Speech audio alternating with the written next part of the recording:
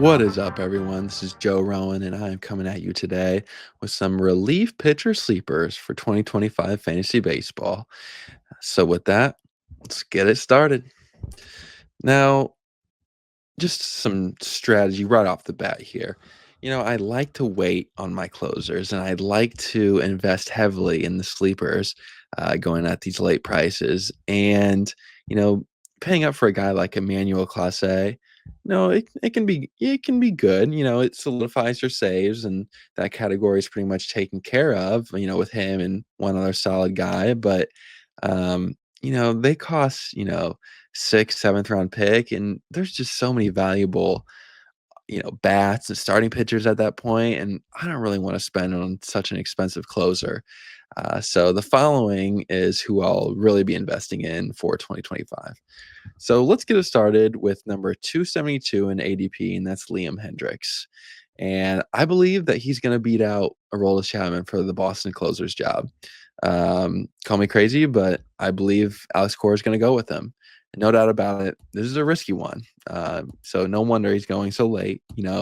I believe in Hendricks' stuff, but which version of him will we be getting coming off, of cancer recovery and multiple injuries?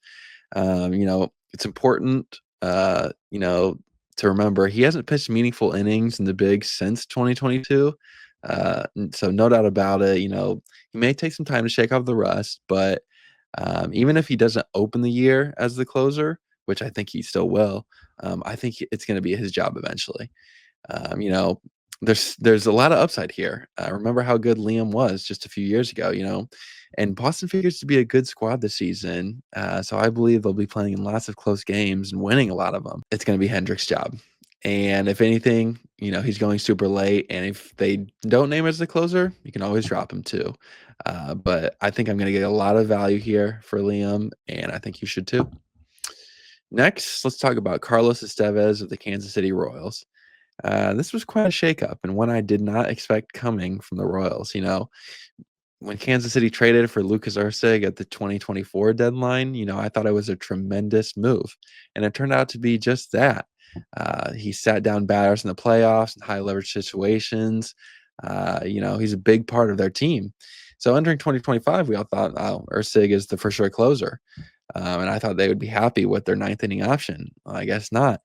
Enter Carlos Estevez.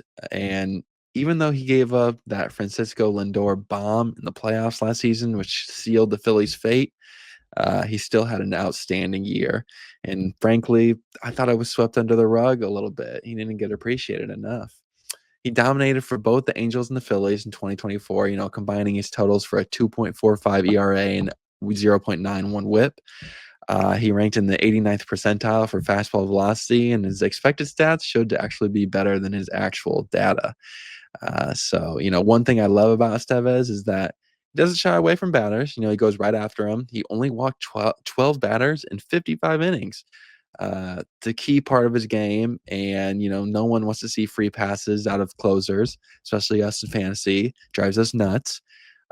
So I believe the closer role is going to belong to him. They wouldn't have signed him for eighth inning duties. Erceg has been a setup man before, and I believe that he's going to be going back to that role. And I believe that the ninth inning is for Estevez. And he's had some issues lately in spring training with back injury, but I think he'll be okay. And he should be the closer come opening day.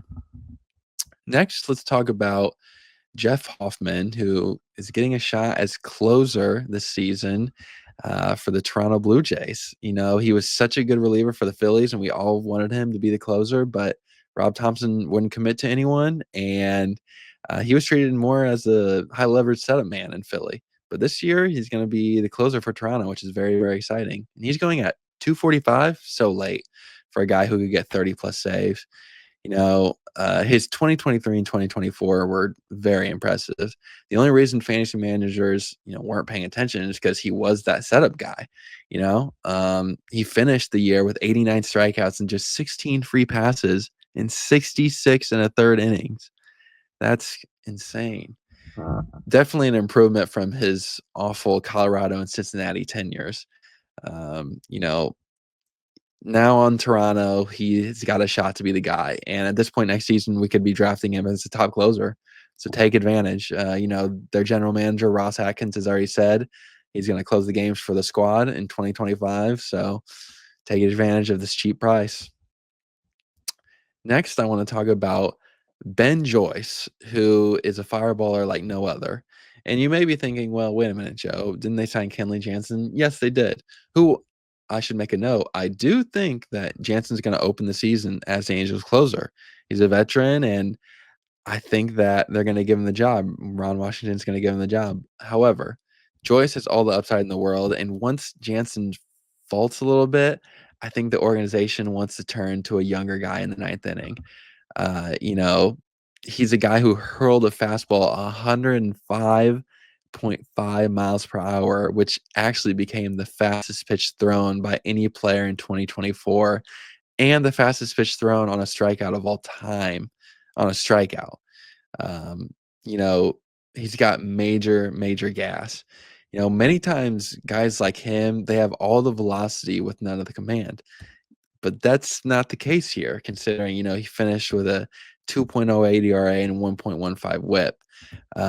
And, you've got something special when your sinker averages 97 miles per hour and your changeup is typically around 92 miles per hour. That's crazy velocity. Man, this guy's up next for sure. And, on top of the impressive numbers, he's an intimidating presence. Got great extension. He's 6'5", massive wingspan. I like everything about him. So, invest in Joyce. I think it's going to be his job eventually.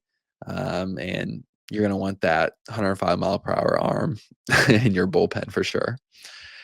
Lastly, let's talk about Trevor McGill, who's coming in at number 194. And ladies and gentlemen, let's just take a moment and appreciate this Milwaukee front office for what they do with pitchers, because it seems like they just keep replacing star closers with more star closers. First it was Josh Hader, then it was Devin Williams, now it's Trevor McGill. Uh, you know, for the Brew Crew, that's fantastic news. And McGill brings heat with very little mistakes, given up over the plate. In the past 4 seasons, his strikeout per 9 has not dropped below 9.7, which is a very encouraging sign for an effective closer. And in the past 3 seasons, his FIP has not reached north of 3.29. So long story short, he's trustworthy and has major, major talent and velocity. He gets results. And manager Pat Murphy, he struggled to find a true closer in 2024 once Williams went down, but eventually gave McGill the role, who eventually racked up 21 saves. And he earned those as he danced to the tune of a 2.72 ERA and 1.01 whip. The one thing you want to look for when it comes to closers is job security. Even if McGill were to slip up at the beginning of the season, I don't see the Brewers bullpen, offering anyone with much nastier wipeout stuff. Payamps doesn't really have that, and I trust McGill here, and I think he's going to give you all the value in the world. So with that, those were my sleepers at the relief pitcher position, the closer position. I want to encourage you all to subscribe to the Just Fantasy Baseball channel. I'll be with you all draft season long and all season long. Don't be afraid to follow me on Twitter at JRose34. Happy to answer all your fantasy baseball questions. The DMs are open. You can just slide in my DMs and I'll answer you, and everything will be good to go for Fantasy Baseball 2025. Thank you very much, and until next time.